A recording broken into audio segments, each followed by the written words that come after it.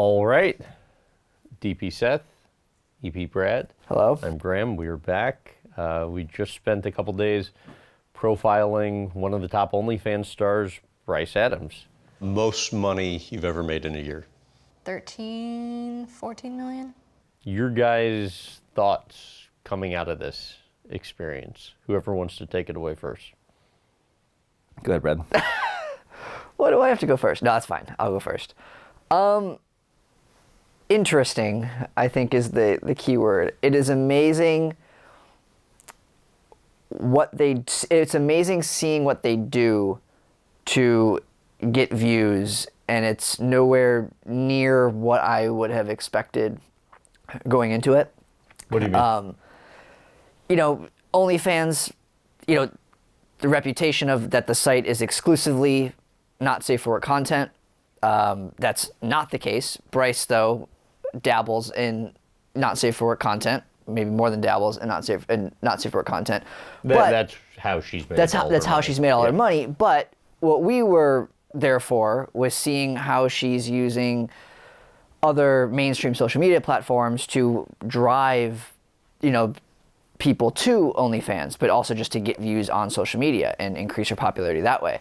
And so we're there and we're filming, we're seeing like behind the scenes what she's filming, and it's just kind of these like skits that anybody could like film at home. Like the production value is low, but on cell phone cameras. It's cell phone cameras. Ideas are coming up with like on the spot. Right, on the spot, like little skits, and it's like, okay, so that translates to millions of views and then millions of dollars. And so it's just interesting seeing how it all kind of comes together to see how all that gets made. And I will say too that Bryce and Brian, two of the nicest people we've met in terms of showing up, and the guests, in this case, they're hosting us at their home / office, being accommodating and over-delivering, welcoming us in there. You don't get that. We don't get that on every shoot.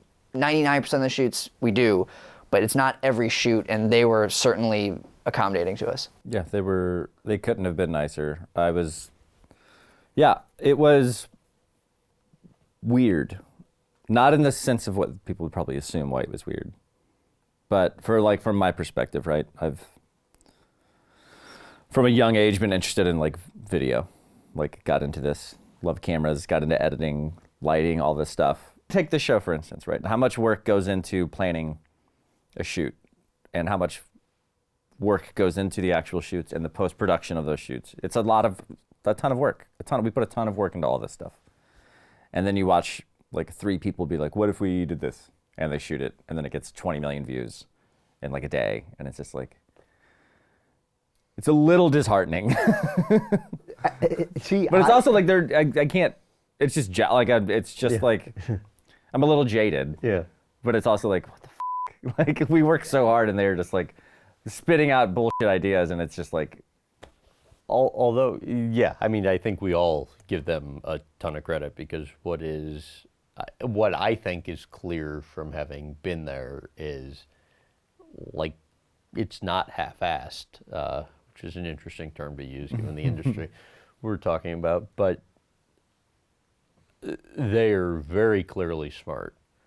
I don't think there's a doubt in anybody's mind coming away from spending time with them that these aren't two intelligent people that have figured out through their own intellect how to become the best of what they do. Because there are plenty of people who screw on camera, have OnlyFans accounts or any of these other platforms, and have not figured out how to monetize it even a fraction as successfully as they have. And to your comment about, we're watching them make these, silly videos for IG and Facebook and YouTube or TikTok, wherever else they put them. I mean, that we were. But the fascinating thing about it was, they make organic ad revenue from these platforms for ads that run in conjunction with that safe for work content that they put on those platforms. But that's all gravy to them. Like that's almost a rounding error because for them, that content is a marketing tool to drive people to become paid subscribers on OnlyFans, where they have an 8-figure business. Admittedly, like I was the one that kind of forced this through on our end. I was kind of full transparency. Like you're the only one that wanted to do it. Yeah, and not like in a like nobody here. It's not like we work with a bunch of prudes or anything like that. But it was just a situation of like we said, how much work goes into all this stuff, and it's not like she's a household name or anything like that. But it was interesting. I was impressed by her for sure. I might get some pushback on this one, but I think that's my favorite episode we've done so far this season. Really? Only because completely different. Yeah. My interest in it was just kind of learning about this business model because it's, to use a word that's going to get bleeped again. I mean, I think most people think it's just on camera and making millions, and like it is not that for them. Like there's very clearly strategy and intellect, and this whole back end, to use another term that's weird to use given the industry, infrastructure they've put in place. And I just thought, maybe this brings me to the next question, but I like the challenge of figuring out how to do that in a way that was broadcast safe, that wasn't alienating our audience or any of our partners, because there's very clearly opportunity for this to have turned into something much different and crass and exploiting everything that all the stereotypical type stuff. So I'll shut up now. No, keep going. Do you think we were successful in that? I think we created a finished episode that was consistent in quality and tonality of any other one we would do. Yeah. So from that standpoint, I think we hit the mark.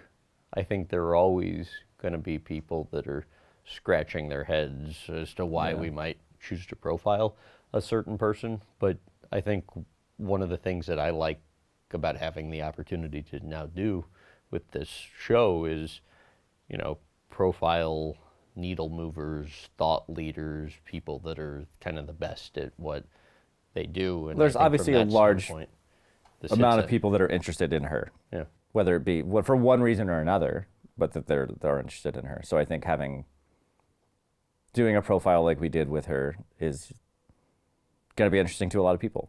I do think it's going to alienate a lot of people as well. I think it already has. I mean, if you read the comments, like it seems to be one specific kind of person.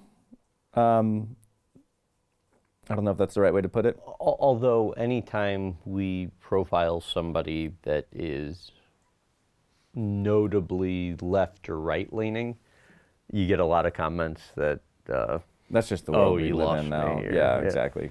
Alienating only really matters if they unfollow or unsubscribe, because leaving a comment that's just engaging in. Yeah.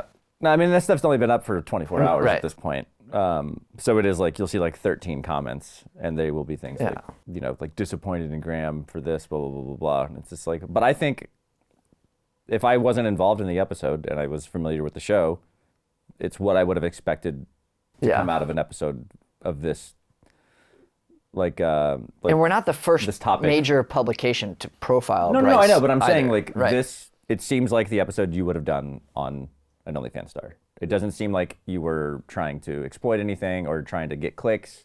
It just seems like a genuine episode of the show. You mentioned how I was kind of the only one that was initially excited about doing this. That happens often with episodes. Somebody flushed the toilet. You think that's a number one or number two? Which toilet is that? I think it's the one. Keep this in. Keep this in. Yeah. Son of a bitch. Hold on. This all stays in. yeah. This all stays in. This is good stuff. Do we have a camera pointing at the pipes to really capture the? Yeah, cut to pipe cam. It's like the start of a segment. Yeah. All right, it's time for the pipe cam. Just the cam's like a pipe's like vibrating.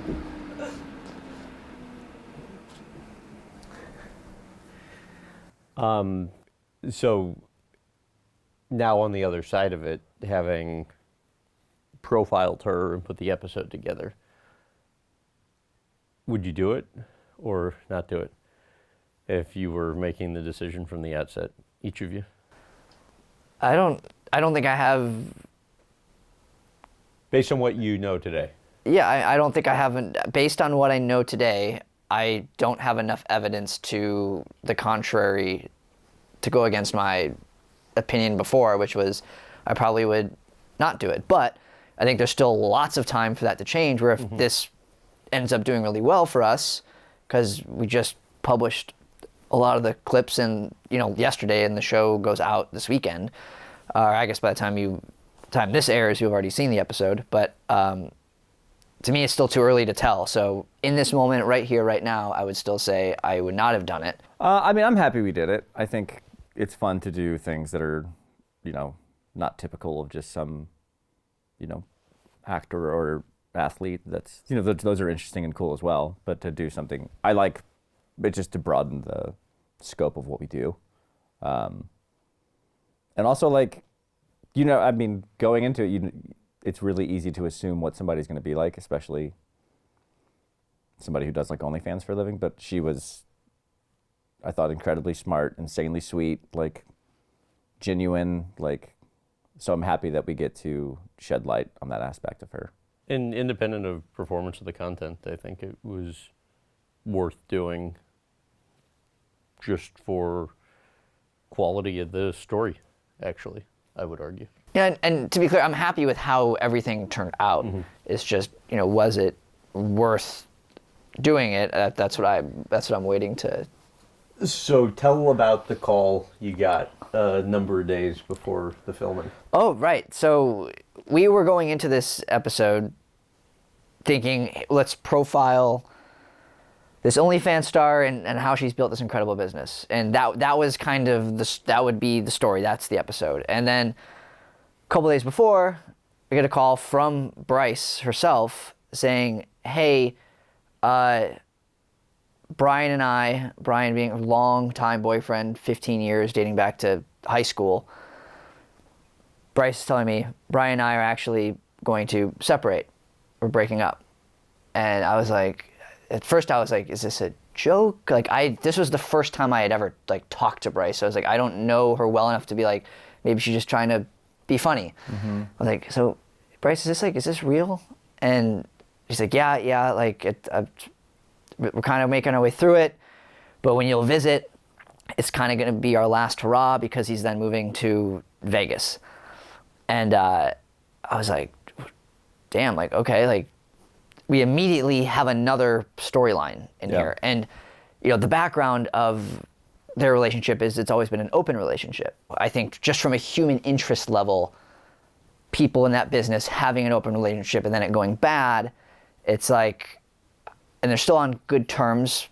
They say they're still on good terms, which is good for them. But the human interest level of that I thought was super interesting. Of okay, OnlyFans stars, adult content stars, open relationship, it going bad. Is it because of the business? And we kind of got into that a little bit in the episode where it did relate back to the business, as we saw with Tyler and some of the decisions that they started to make and why the split ended up happening. I'll shut up now. No, it was a little reality TV. There's a love triangle within their little, group that they film with.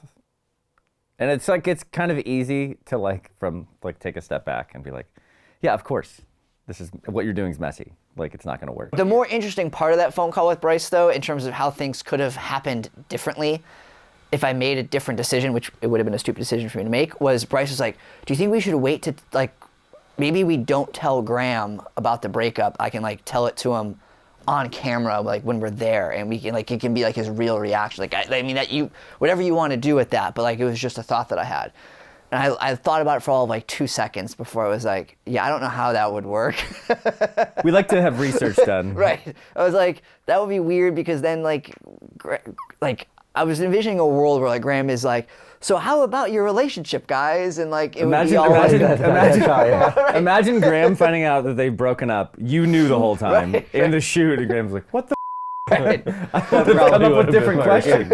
I probably would have been heated. Yeah, actually. rightfully Thank so. you for that. Rightfully so. I give her credit though for like trying to do some pre-production and like ideate with you. I mean, she had the best of intentions with all of that. Yeah, it was interesting as part of the prep talking to Brian ahead of time and Brian giving context. And You probably would have found out because you talked to Brian ahead of time. Maybe. Even if I had been like, okay, let's not tell Graham, Brian maybe. probably would have clued you in. Who knows? If it depends. I don't know if he would have brought it up or not, but he definitely had strong feelings. Yeah, I don't know that I have anything else to say on that topic other than it's interesting to capture because not only were they high school sweethearts and have been together forever, but as you stated, they're co-owners of the business and how 50-50. 50-50, and how that dynamic changes as they now aren't together anymore is anybody's guess, but you know, hopefully for both of their sakes, it won't be to the detriment of their business, and then also they can each live, you know, happily ever after. I would say the funniest thing, though, independent of this, that was brought up, you know, just because I'm curious, I was like, how do you guys avoid getting diseases? You know, everybody's like screwing everybody, and I assume because this is like a successful industry that there's, you know, a process and all that in place for testing, et cetera. And Bryce spoke to that in a very articulate, professional way. There are designated testing centers that have databases, and you go in and you have to be tested a certain window before you're going to do a shoot. They also have an online database so that, you know, if I'm collaborating with somebody and I want to look up and see when their last test date was, I can look it up, I can see the results, see they were all clear, look like through like their history. So it's very like open, very communicative, and everyone's very safe about all that. And I'm like, okay, like that makes sense. I get it. And then Brian, we sit down with him, and he's like, oh, that's all bullshit. She's holding out on you. She's like, oh yeah, we did a great job. Yeah, after all of us had chlamydia. Yeah. And what was so great about Brian is, like, they're both, again, clearly smart, but Brian provided a lot of the color that you didn't get maybe in the Bryce interview, so they complimented each But other. I wonder pretty well. if them having broken up like the week before that added to the color that he was adding, like a little bit of like a you. Perhaps, although I will say, even on the Zoom or Zooms we had with them ahead of time, before they were broken up, he was the same way. Okay. Just more kind of, like almost like Charles Barkley-esque, and Right. just his bluntness and whatever he was going to There were certain points in the interview with Brian, though, where you could tell he was thinking for a second and then decided to wing it. And so it's those moments that I do wonder if He Seth, reined it in, Seth, though, Seth sometimes, is correct. There would be times where he would literally be like, F it. And he would just say Right. something crazy, and you're just like a lot of Brian's interview as he's saying it, I'm like, well, we can't use any of this. Like when he's like miming like a in a hot dog bun, I'm just like, yeah, I don't know how we're gonna edit this. Do we use that In the clip we did, yeah. in the clip? Yeah. I mean, we bleep. But we show him miming the. I mean, sure. Sure. Well, on that note, Well, hang on. There's one thing I want to bring up because it didn't make the edit, and it was my favorite thing that happened the whole shoot. One of my favorite things that happened. On the baseball field? Yeah, when Graham fell into the fence. Do you remember that? I don't even remember. You remember that? You were running? Wait, I thought I didn't wipe out, or did I wipe out? So two of the funny things about baseball was, we shot their like production meeting, which I think they were just kind of doing that for us. Like, oh, we should like, I'm sure they have meetings that are productive. But the first thing they said in that meeting was, today we'll play baseball, we'll get to the field, we'll free play for an hour, and then we'll tape a couple of things. And it was just like, that probably didn't need to be in a meeting. It was just funny to me. Anyway, we don't have to include that. Like, imagine us having a meeting. It's like, cool, so we get there, everybody free play for a while. Recess! Recess, everybody get on the swings. So anyway, Graham's in the outfield shagging balls.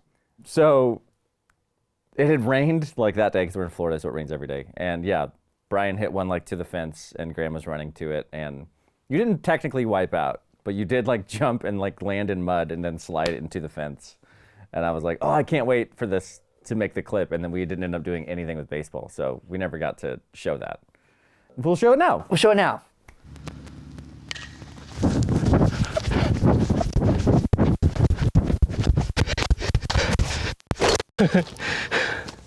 That's what this podcast is for. Yeah. But I guess the context there is we went to the baseball field.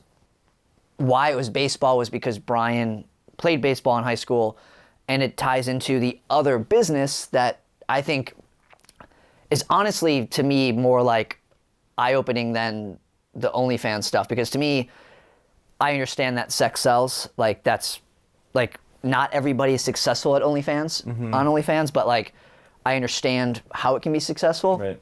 But the fact that Bryce and Brian together, when they started their baseball bat business in high school, that's now sold, I think to date, more than $25 million worth, according to Bryce.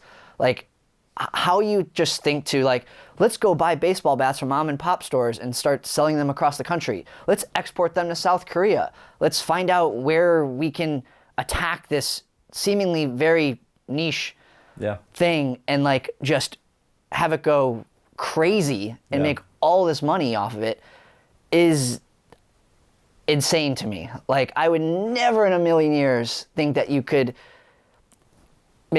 do millions of dollars in sales off of reselling baseball bats, but they did it. And not everybody thinks to do that. So that to me was very impressive. And precisely why I would again argue this was a worthy episode to do, and I'm thrilled we did it. The longest crew podcast conversation we have ever had. There's a lot to cover. For DP Seth, EP Brad, I am Graham. We'll see you next time.